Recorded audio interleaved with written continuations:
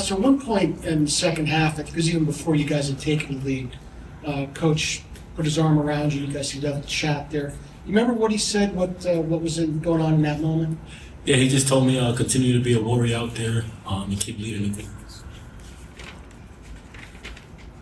Tarris, what was your mindset when you came in the second half? Coach mentioned that you missed a defensive rebound in the first half, and he didn't like that. But what was your mindset when you went out there and really took control of the game?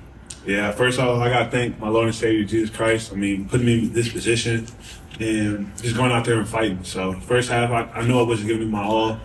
But at halftime, I mean, Coach riled us up. Everyone was yelling. I mean, it was kind of chaotic, but you got to find joy and peace through the chaos. So that's what I did, and I knew I had to come out and really give it my all in order for us to win. So I went out there second half and locked in and tried to play with Kodiak. So. What do you mean there was a bunch of yelling? What was that? I mean, defensively, we weren't doing our job, so being able to focus on that on the second half, knowing that if we lock in on defense, that'll fix the game right there. So that was a big emphasis at halftime. So you've bought into the whole Kodiak thing? Trying to, so every day, I mean, that's what gets me activated when Coach says it, Coach mentions it, and he asks me that question every day. So knowing that if I could be that Kodiak on the Bear, I could be dominant, no one can stop me. So you looked like you were just a lot more aggressive looking for shots today. I mean, sometimes it was late in the shot clock and you had to, but did you just come in with a more aggressive mindset today yourself? Yeah, I would just say, with Liam being out, obviously we need an offensive lift. Wherever I could be helpful, whether that's facilitating or scoring the ball, I just wanted to come in with a mindset of being an attack one and being aggressive. Aidan, with Liam out, you're going to see more playing time now, and just a really good way for you to kind of kick off this stretch where you're probably going to see more time with Liam out. Yeah, I mean, just a big win for us overall. I think that's the biggest thing to take away. Like Coach said, we're going to have to find a bunch of different ways to win without Liam. So, it might be my night, it might be Haas's night, it might be Tarris's night, it might be some other guys that maybe didn't have a night tonight that are going to have one in Villanova and beyond that. So really just everyone doing their best to step up and do whatever it takes to win. Because Coach played point guard himself, I mean, he could be tough on point guards, I know. What's your relationship like with Coach? How has it evolved since you got here? How do you guys kind of maybe joined at the hip? Dan Hurley and his point guard, right? Yeah, Coach never takes it easy on me. He holds his point guards to a higher standard, the highest standard, because, the point guard is the head of the engine. Obviously, our relationship has grown the last 3 years, and I'm super appreciative of him. He's grown my career to another level. The fall on your left. Hi. There you go. The fall away shot you hit close to the shot clock. Kobe. Was it?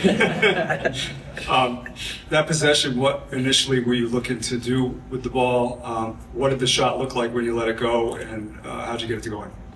Yeah, I mean, I forget what play we was running, but it didn't work. Shot clock was running down. I wanted to go to the paint and get a layup, but I got pushed off my line a little bit, ended up behind the backboard somehow, and I just said a prayer. You talked about it before, but you've had some struggles adjusting since you've come in here, and just wondered if you've are you able to sort of close out whatever noise is out there, social media and stuff like that. Do you feel any of that at all, or do you just kind of ignore it all? Nah, I mean, I keep a tight circle. I always have. My family, they just want to make sure I'm doing well as a person, first and foremost. So a lot of people in my circle really care about me as a person before a basketball player. And as far as, the media and all that, that's never really fazed me at all.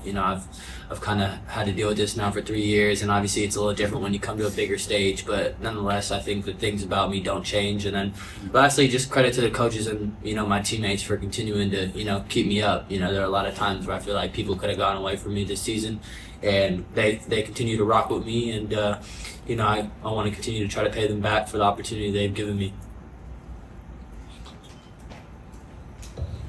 And is your move into a sort of more off-ball role, is that natural for you, and do you feel comfortable? Look comfortable today. Yeah, I mean, when you play with a point guard like Haas, it makes it easy. You know, they're picking up 94 and, you know, not having to worry about it because, you know, he's going to take care of the ball. Obviously, it's a big piece for it. But I'm just here to try to help us win, you know. So if he wants me to play the 1, the 2, when Solo was out there, I don't even know. Sometimes I was like in like the 3 position randomly. Like, it doesn't matter to me at all. As long as, you know, I'm trying to contribute to help us winning and winning. So off ball, on ball, whatever, I'll do it. It doesn't matter. Us, the final minute of the game was probably a little more eventful than you guys would have hoped. What was going on in that final minute closing this game out? Yeah, it started with me. We definitely got to close the game out better, and that was part of my fault. Fouled a 3-point shooter, turned the ball over, trying to split the trap. Things like that can't happen, especially from a senior guard. We'll be better. And can you just run me through that basket 60-58 in the lane? It was like you weren't even looking at the basket when you put it in there. It was nice. Yeah. Just trusting, you know. I feel like I shot a lot of those in my career, the left. I guess to highlight a different one, Tarris Reed had a beautiful kick out for me for an open shot. So I like to highlight that one more. That meant a lot to me. I think he was like jumping up in the air at half court with his man running past him. So maybe work on the celebration a little bit. But I appreciate my man for looking out for me on that.